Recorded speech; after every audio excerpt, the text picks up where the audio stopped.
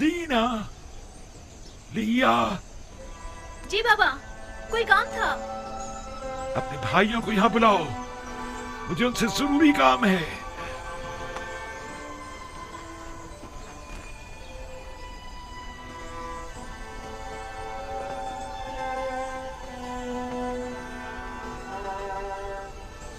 सब यहीं पर है बाबा। आप कौन से क्या काम है? मुझे कहीं बिठा दो। मेरे साथ आइए दादा जान।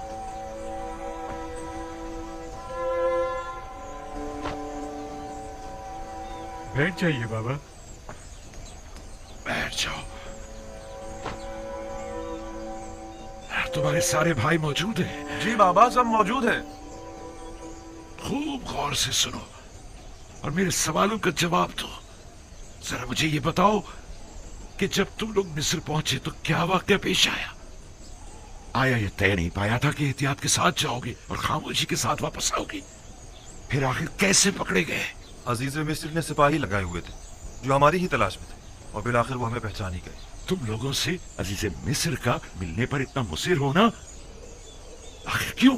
जब हम भाई वहाँ पहुँचे तो वो निहायत मेहरबानी, मोहब्बत और तवाज़ु से पेश आए। बिलखुसूस वो बिन्यामीन पर कुछ ज्यादा ही मेहरबान थे। बाबा, खाने के वक्त भी हर कोई अपने माजाए के साथ बैठा, यानी अजीज मिस्र की ख्वाहिश थी। और बिन्यामीन अकेला रह गया तो अजीज मिस्र ने उसे अपने साथ बिठा लिया और साथ खाना तनावुल किया। वो आपस में काफी देर सरगोशियां करते रहे। काफी देर? कभी हंसते तो कभी रोने लगते थे। अजीज मिस्र बिन्यामीन के साथ हंस और रो रहे थे? नहीं, सिर्फ बिन्यामीन रो रहा था। हमने उससे जब पूछा तो वो कहने लगा कि वो आपके फिराक में रो रहा है। महज चंद रोज की जुदाई पर रोना, वो भी रूबरू अजीज मिस्र। ये बात समझ में नहीं आती। सब कुछ ठीक जा रहा था बाबा, और फिर अचानक बिन्यामीन गिरफ्तार हो गया। मेरे लिए कलम, दवात और चमड़े का एक टुकड़ा लेकर आओ। ऐसा महसूस होता है जैसे अजीज मिस्र के रवैये में कोई राज पोशीदा है। वो या तो यूसुफ के मुतालिक कुछ जानते हैं या फिर तुम्हारे भाई की तलाश में जरूर तुम्हारी कोई मदद कर सकते हैं। जाओ और या तो अजीज मिस्र या फिर जिससे भी मुमकिन हो अपने भाई के बारे में तहकीक करो।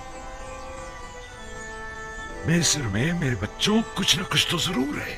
अब वहां जाने की हमारी हिम्मत नहीं पड़ती, और वहां जाकर कहीं भी तो क्या।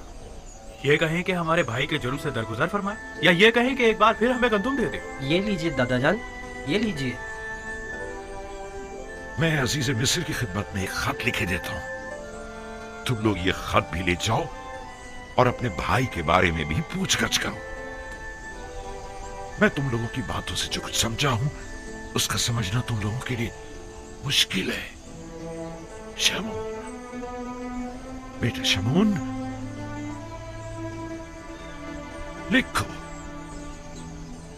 अस जानिब बंदे खुदा याकूब अजीज मिस्र युजारसीफ की खिदमत में खुदावंद सुभान ने हमेशा हम खानदान नबूवत और रिसालत पर बलाएं नाजिल की और मुख्तलिफ आलाम व मसाइब के जरिए हमारी आजमाइश ली है। मेरे जद इब्राहिम का आतिश नमरूद के जरिए इम्तिहान लिया और हमारे चचा इस्माइल ज़बीउल्लाह को कुर्बान गाह तक ले आया ताकि उनको आजमाए। इतने से उनकी भला क्या कीमत होगी? क्या इसके एवज वो हमें गंदुम दे देंगे? कुछ ना होने से तो बेहतर है।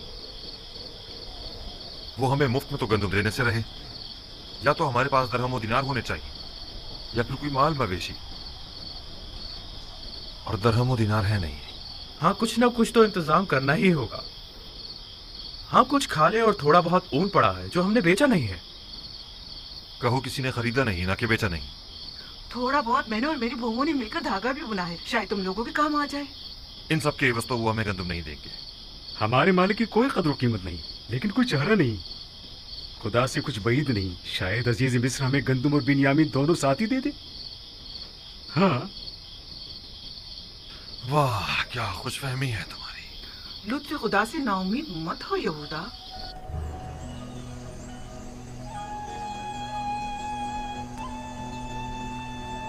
जल्दी करो।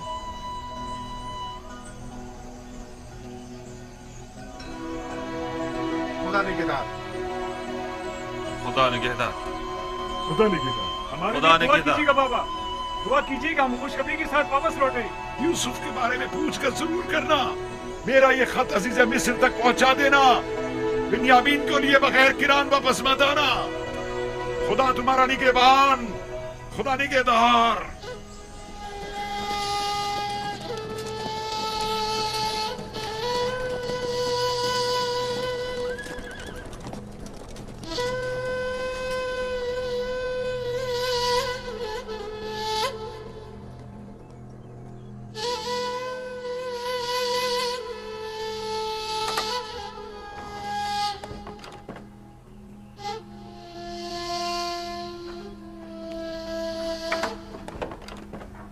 दरूद खुदावंद हो अजीज मिस्र युजारसीफ बुजुर्ग पर। दरूद खुदावंद बर यूसुफ नबी। दरूद बर बिनारूस खूब व मेहरबान।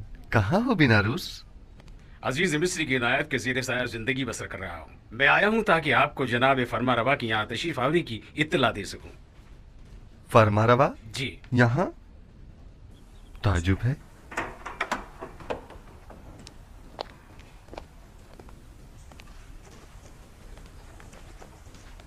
दरूद बर फरमा रवा मुक्तदर मिस्र। दरूद बर नबी खुदा। खुश आमदीद। खुश आमदीद बानो। क्या बात है, युजारसीफ हकीम ने तो हमें बिल्कुल ही भुला दिया। यकीनन नई मसरूफियात जनाब युजारसीफ को मशगूल कर रखा है।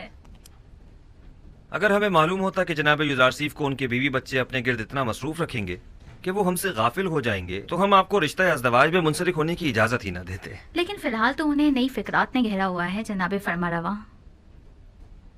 तो गोया हमारा अंदाजा सही है। नहीं बानो हुजूर, मेरा मकसद वो हरगिज नहीं। अजीज मिस्र की नई परेशानियां उनके भाइयों से मुतालिक हैं। आपके भाई? जी हाँ, लुत्फ़ व इनायात परवरदिगार से बरसों बाद मुझे मेरे भाई मिले हैं। ये तो बहुत अच्छी खबर है। फिर तो आपको मुबारकबाद पेश करनी चाहिए। आपके वालिद बुजुर्गवार याकूब नबी की क्या खबर है? अभी तक मुझे उनकी ज़ियारत नसीब नहीं हुई है, लेकिन अपने भाइयों से 2 बार मुलाकात कर चुका हूँ। वो लोग इस वक्त किनान गए हुए हैं। आप उन सबको यहाँ मिस्र क्यों नहीं बुला लेते, जहाँ आप उनकी रिहाइश का बेहतरीन और मुनासिब इंतजाम कर सकते हैं? इरादा तो यही है, अलबत्ता अगर इजाज़त जनाब अखनातून हो तो। ये तो बायस सद इफ्तिखार होगा कि जनाब याकूब नबी अपने मुबारक कदमों से हमारी सरजमीन को इज्जत बख्शें।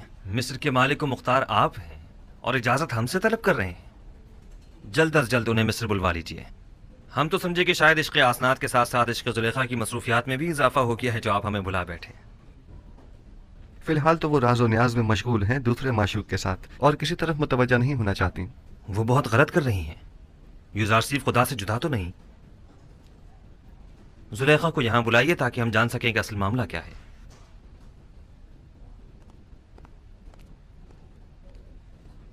अपने खानदान की रिहाइश के लिए किस जगह का इंतखाब किया? एक खित्ता है बनाम कुर्शन, नजदीकी है मिनफीस के।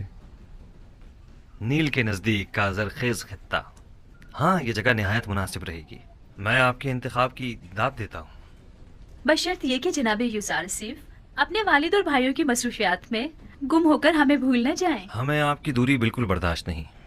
हम पर ऐसा सितम मत कीजिएगा। ये तो जनाब फरमा रवा की मोहब्बत है।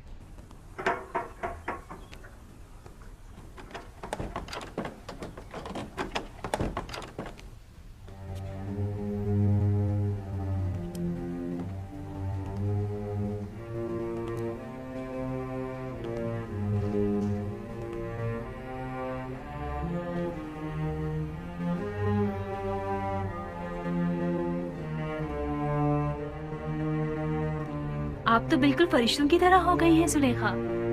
लगता है आपको पूरी उम्र इबादत में ही बसर करनी है।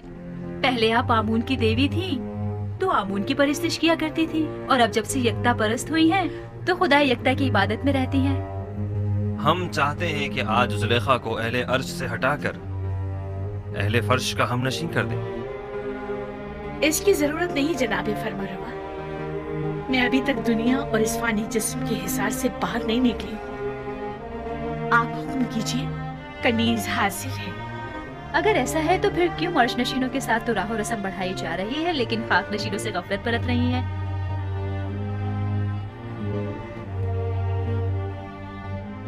आप जिस खाकी की बात कर रहे हैं वो खुद मस्जूद मलाइक है। ज़ुलेखा की गफलत से उनकी अजमत में कोई कमी नहीं आ सकती। लेकिन हम नहीं चाहते कि ये गफलत अब तूल पकड़े। आप जनाब यूजारसीफ की हमसे क्यों कबूल नहीं करते? अच्छी बात है, हम आपसे बाकायदा तौर पर अजीज मिस्र जनाब यूजारसीफ के लिए ख्वास्तगारी करते हैं।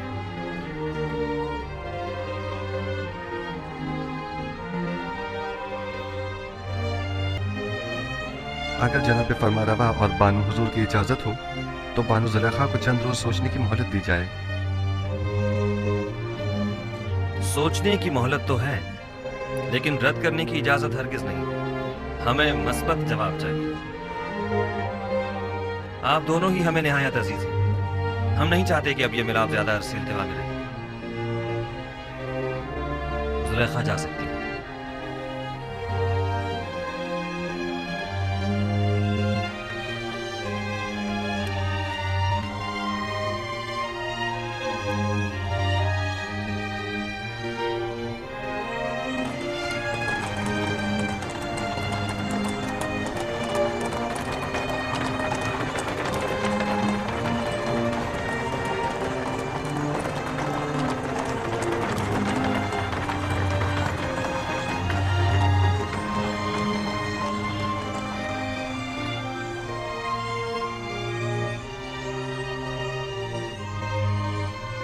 बिन्यामीन को तो गुलामी में लिया था,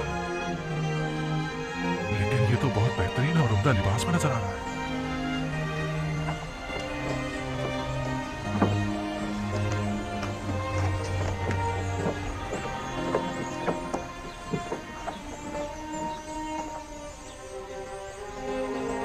बीस पैमाने जाओ वसूल कर लो। 20 पैमाने। 5 अफराद हो, 15 सिक्के, जाओ वसूल कर लो। मेरे पास सिक्के नहीं हैं। कुछ और भी नहीं है? नहीं, जो कुछ था वो अब तक गंदुम की खरीदारी पर सर्फ कर दिया है। पहले भी बताया है कि जिनके पास गंदुम की कीमत अदा करने के लिए कुछ न हो वो सनद गुलामी पर दस्तखत करके गंदुम वसूल कर सकते हैं। हम अपनी तमाम उम्र या हुकूमत के गुलाम थे या माबद के, लेकिन आपका गुलाम होना तो बड़ी सादत है। सिर्फ तन्हा आप ही नहीं है, इस वक्त तमाम मर्द में मिस्र जनाब यूजारसीफ के गुलाम है। हमारे लिए ये गुलामी तो आजादी से कई बढ़कर है और हमें इस पर बड़ा फख्र है। मेरी ख्वाहिश है कि आप सब एक खुदा के बंदे बन जाएं और किसी गैर खुदा के बंदे न रहें। जनाब यूजारसीफ, अब मेरे पास गंदुम के एवज देने को कुछ नहीं, क्या आप मुझे मुफ्त गंदुम इनायत फरमाएंगे? अली जनाब, इसका शुमार मिस्र के दौलतमंद तरीन अफराद में होता था। आप यूं कीजिए कि इसकी गुलामी के एवज इसे गंदुम दे दें। यानी मैं हुकूमत मिस्र का गुलाम बनूंगा तब मुझे मुफ्त गंदुम दी जाएगी?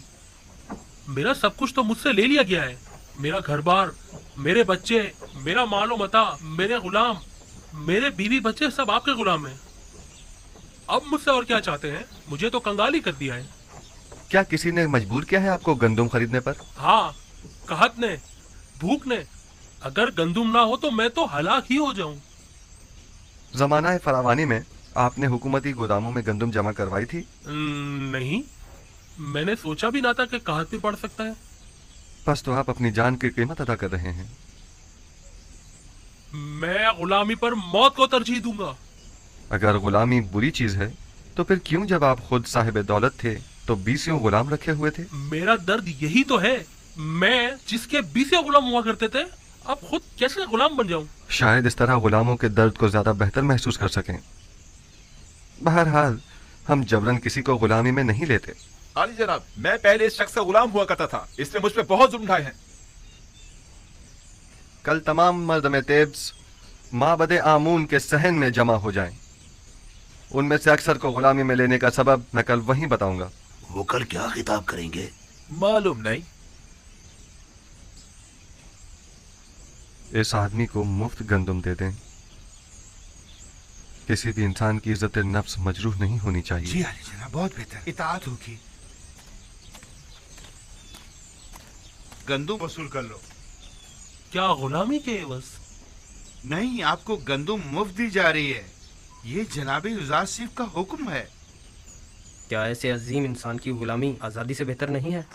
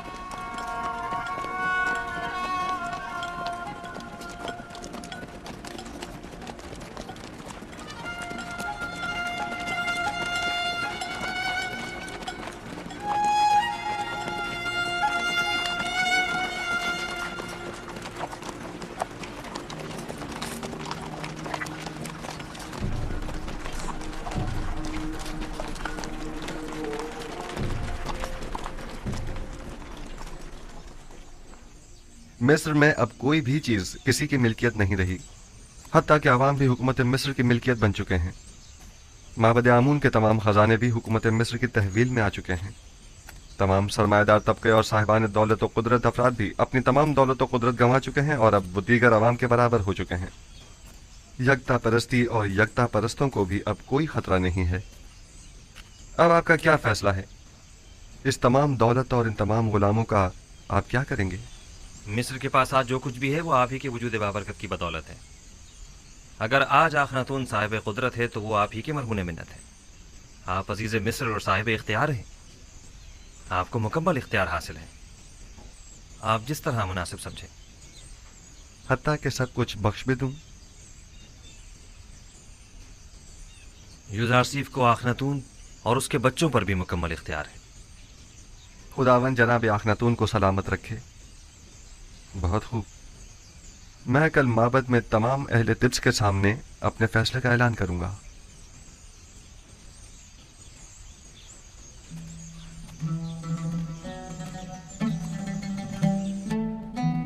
आज बानो जुलेखा का माबूद यकता के साथ खलवत नशीनी का 40वां रोज है। क्या आप भी जनाब यूजारसीफ की ख्वास्तगारी को कबूल करने का वक्त नहीं आया? हुक्म देने का मुकम्मल इख्तियार अजीज मिस्र को हासिल है। अगर उनका हुक्म होगा तो मैं इस खलवत को तर्क कर दूंगी।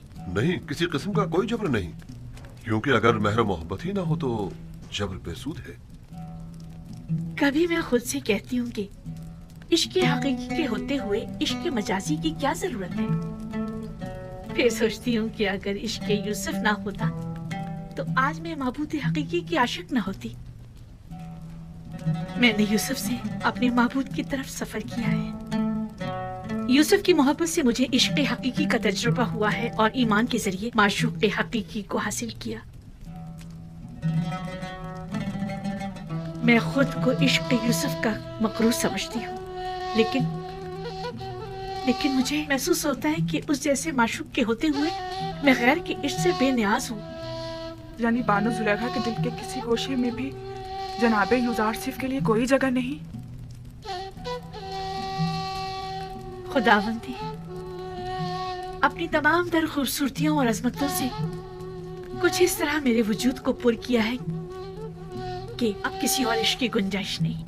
तरद्दुद मत कीजिए बानो, जिस इश्क ने आपकी माशूक़ हकीकी की जानिब हिदायत फरमाई है वो मुक़द्दस है।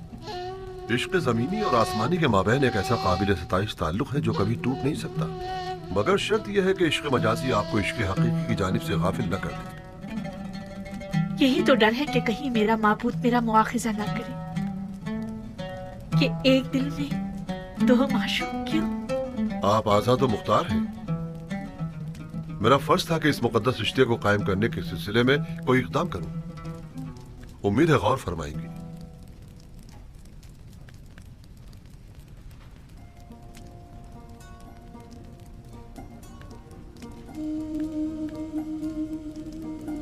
बानो, आप जनाबे आखनातून और मालिक को क्या जवाब देंगी? यूसुफ पैगंबर खुदा हैं। भला ये हो सकता है कि खुदा की मोहब्बत तो मेरे दिल में हो और उसके पैगंबर की मोहब्बत ना हो? नहीं, तो हम उम्मीद रखें कि बानो जुलेखा ने अक्लमंदी का सबूत देने का इरादा कर लिया है।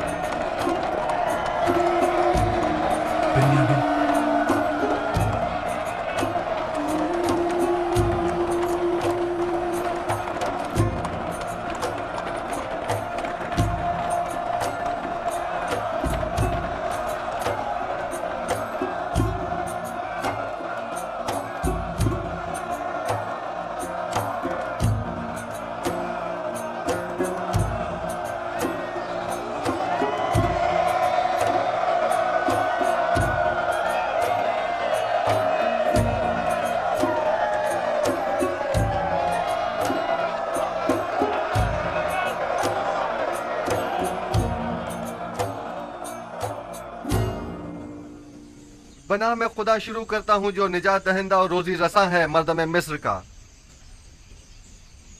एक दिन पेशन गोइयों की किताब जनाब पुतिफार को मैं पढ़कर सुना रहा था। उसमें मिस्र के मुस्तकबिल की पेशन गोई की गई थी। उस किताब में लिखा था कि एक रोज वो आएगा कि जब मिस्र में लोगों के मेयार उलट जाएंगे, गनी मोहताज की जगह ले लेंगे, उमरा अपने महलों और गुलामों से महरूम हो जाएंगे, सरवतमंद और गरीब अफराद आपस में जगह तब्दील कर लेंगे, गुलाम और सितमज़दा अफराद आजाद होकर अपने ही अरबाब इख्तियार के मालिक व मुख्तार बन जाएंगे।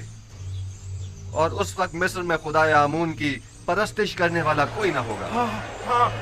दुरूद पर गुज़ार की पैगंबर खुदा, दुरूद पर मददगार निजात दहिंदा मिस्र, दुरूद पर अज़ीज़ मिस्र, दुरूद पर अज़ीज़ मिस्र, दुरूद पर अज़ीज़ मिस्र। पुतिफार की बड़ी ख्वाहिश थी कि इस पेशनगोई को पूरा होते हुए वह अपनी आंखों से देखें, लेकिन उम्र ने उनसे वफा न की। मगर आज आप लोग उस पेशनगोई को पूरा होते देख रहे हैं।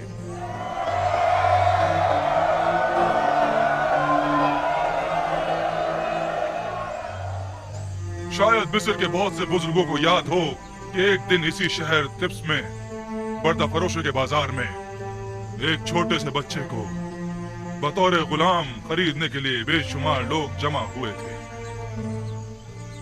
आज वही गुलाम बच्चा मालिक मुख्तार है, मर्दम मिस्र का। एक दिन था कि आप सब युजारसीफ के मालिक मुख्तार बनने के ख्वाहिशमंद थे और आज वो आप सबके मालिक मुख्तार है। वाकई उस रोज पुतिफार ने उस बच्चे को खरीदा था और आज उसी बच्चे ने हम सबको खरीद लिया है।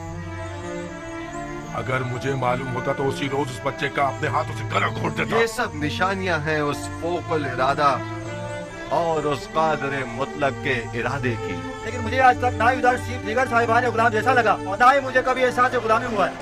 कौन कहता है ये गुलामी है? ये गुलामी तो हमें इस आजादी और अरबाब इख्तियार होने से कहीं ज्यादा अजीज है।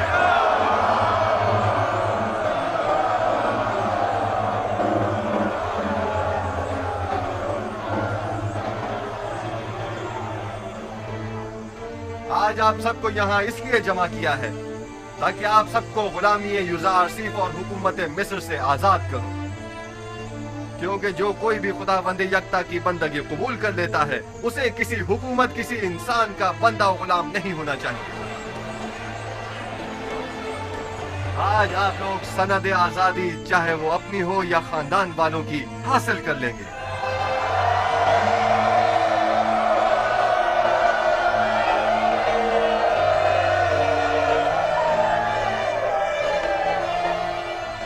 आज से आप सब आजाद है, इल्ला बजुज उन लोगों के जिन्होंने इससे पहले दूसरों की आजादी सल्ब कर रखी थी। जब वो साहिबान गुलाम और सरमायादारों के जो गरीबों के खून पसीने से कमाई हुई दौलत के मालिक मुख्तार बने बचे हैं, वो तमाम लोग बदस्तूर यूं ही गुलाम रहेंगे। हम उनकी गर्दनों में बाकायदा तौके गुलामी तो नहीं डालेंगे, लेकिन अगर वो किसी खता के मुर्तकिब हुए तो सख्त सजा के मुस्तहिक करार पाएंगे। मैंने मर्दम मिस्र को नहीं खरीदा मगर इसलिए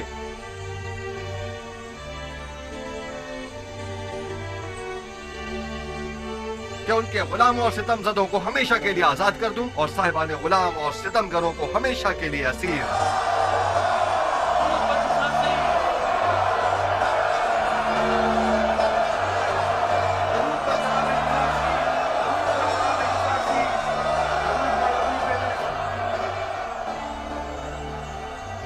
तो ये था मर्दम मिस्र को गुलामी में लेने का राज। यही वो हिकमत अमली थी तो जनाब युजारसीफ ने अपनाई थी। उन्होंने इस हिकमत अमली से अच्छे और बुरों को एक दूसरे से जुदा कर दिया है। अजीज मिस्र की बातें तो बिल्कुल अंबिया जैसी मालूम ही नहीं हो रही। वो मुझे मिस्र है। कल से तमाम गोदामों के मामूरीन तमाम लोगों को बिला मुआवजा गंदुम देने के पाबंद होंगे। आज से हुकूमत मिस्र ग़िज़ाई किल्लत को पूरा करने की पाबंद होगी। उन्हें भी जो आज से आजाद हैं और उन्हें भी जो हुकूमत मिस्र के गुलाम हैं। अन करीब खुदा ने चाहा तो कहत खत्म हो जाएगा। बस जब तक जमाना कहत खत्म हो, हमें मयाना रवि और किफायत शुआरी इख्तियार करनी होगी ताकि हमें ग़िज़ाए क़िल्लत का सामना न करना पड़े।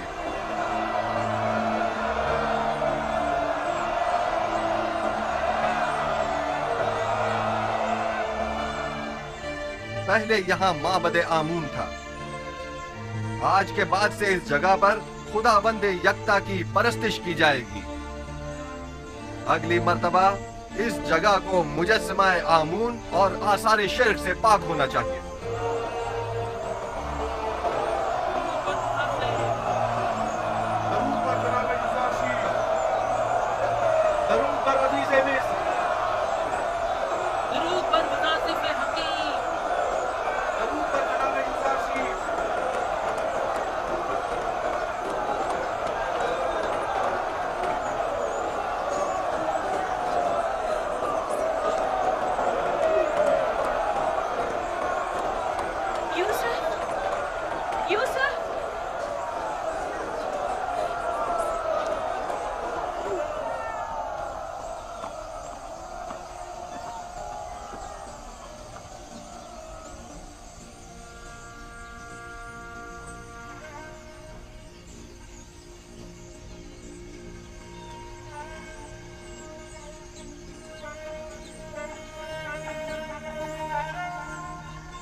यहाँ किसने मुझे मेरे नाम किनानी से पुकारा? यूसुफ,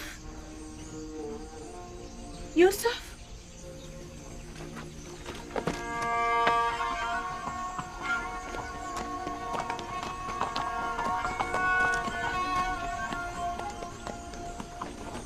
ज़ुलेखा,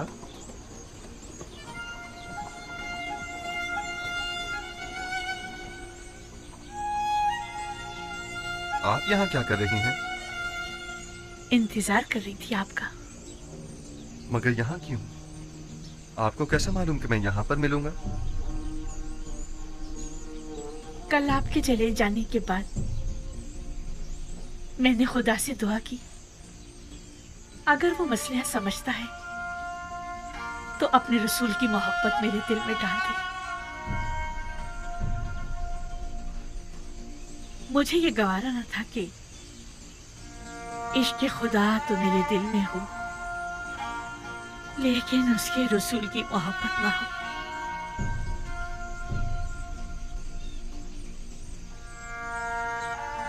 लिहाजा मैंने नियत की कि यहाँ हूं,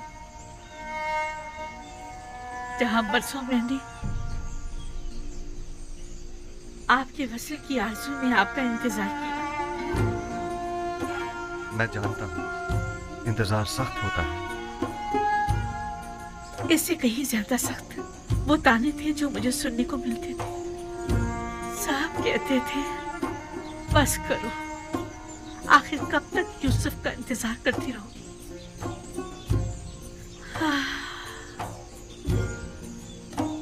मैंने खुद से कहा कि इस बार भी आप तशरीफ ना लाए तो समझूंगी कि मर्जी ये माबूद नहीं है। लेकिन मैं आ गया हूँ। क्या मैं इसे आपके दिल में दोबारा मोहब्बत की शमा रोशन हो जाने की अलामत समझूं?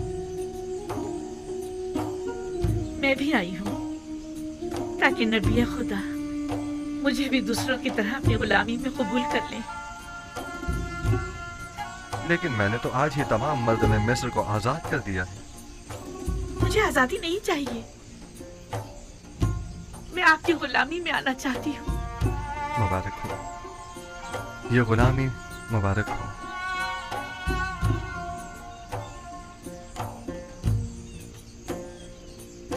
आप सब शाहिद हैं, ज़ुलेखा खुद गुलामी कबूल कर रही हैं।